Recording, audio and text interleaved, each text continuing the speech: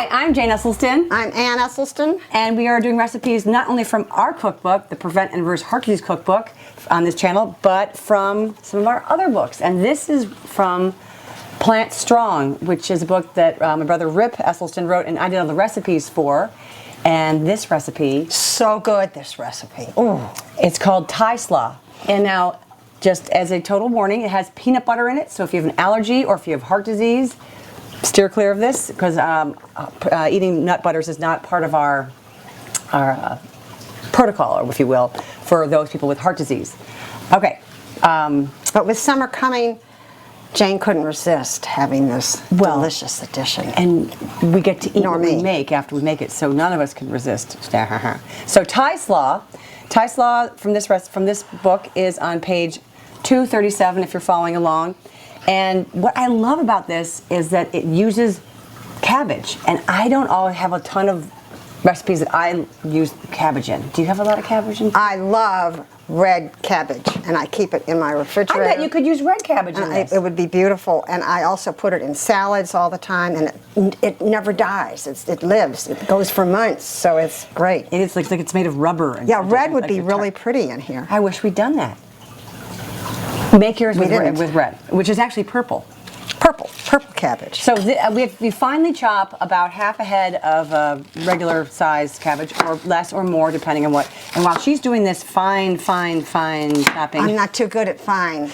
As fine as you can, please. I'm going to work on the sauce that goes on this wonderful Thai slaw, and it isn't like it's cooked, it's complicated at all. It's like warmed up.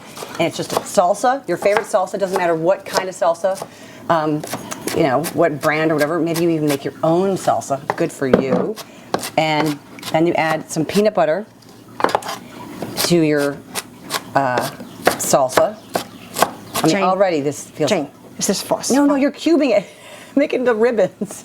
What? Yes. Oh! I did it wrong. Chef and you know, you've done it a million times.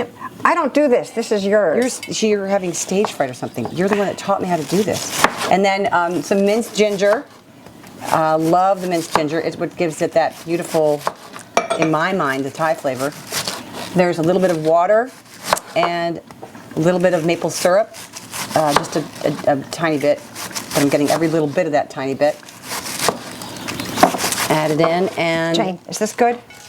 Beautiful. Should I cut it up smaller? No. Or just put that in whole? If you want to. I mean, it's. This is going to be a variety show of strips and diced. Yeah, just really fine. No hurry. I've got to cook this down. And there's some tamari. The tamari's. There you go. My tamari to give a little balance to the sweet of the maple syrup. In that goes. And then this cooks. And I don't know if you can see this now with the camera. I wonder, can you get a close-up of this right now as it's cooking? I don't know if it's too high. But it looks right now like salsa with peanut butter in it. But it suddenly, right now it's happening. I hope you're watching. I hope the camera can get it. It turns from being a red... Do you want this one too? No. That's why I was like, well, don't hurry. Oh. So this like... I'm done. The smooth My and part creamy... is done.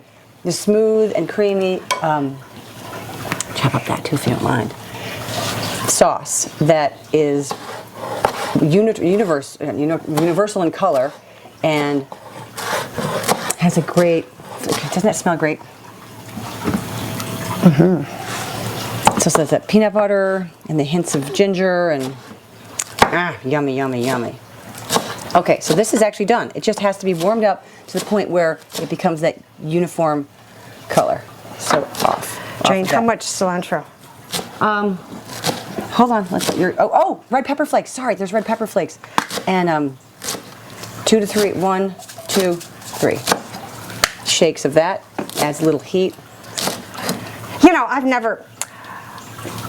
Why don't we just use the stems? I mean, there's nothing wrong with the stems. You always do. You always use the stems. All right, so... Shall I put this in? Yeah, and really thin and fine this is slaw how I like it. My mom's made it quite thick, which is totally fine. It's like a roto-rooter through your bowels. Awesome. But making it really fine and shredded this way, for me, lets this coating get on more surfaces. No, Ann, no, this will be great. This will be great.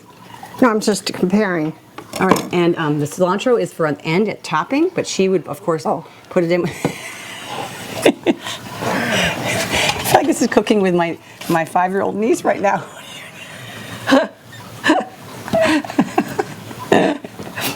So you have your shredded cabbage, and then It's too thick. no, it's great. It's going to root right through our bowels, and then you add this warm, delicious, fragrant sauce to it, and I think the heat of it actually makes it be a little more cooperative, if you will. And then just toss it. Okay, let's grab some implements and just toss this. And to this you can add whatever you like, whatever you want to have with this. Did you dice? Let me dice a little bit of that red pepper. Let's just cut just a few. Would you move the bowl so I have some space? Okay. And here just some teeny little strips. Strips? Fine strips. Oh my gosh. I'm not good fine. You're so fine, lassie. Is that how you want it? Or do you want it diced? That'll do. It's mostly just for add whatever you want. I wanted to have some of these, so just really fine, and we'll cut them in half so they'll take up more space. Actually, and some people like to add cherry tomatoes.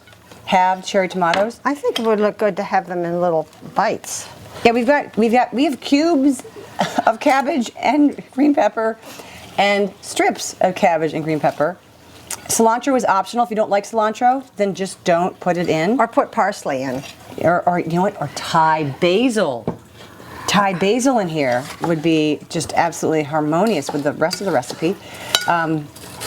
Okay, so this is great to have if you can let it chill in the refrigerator for like half an hour before you serve it. Oh, good night, nurse. Those are. Okay, let's put the rest of your cilantro in while we're throwing things in. If you want to, again, this is not a plant perfect dish, but here are some just peanuts with nothing on them.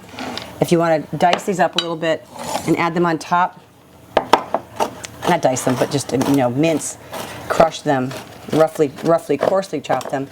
That makes a nice little topping dusting on top, and it's a nice little finish to the dish.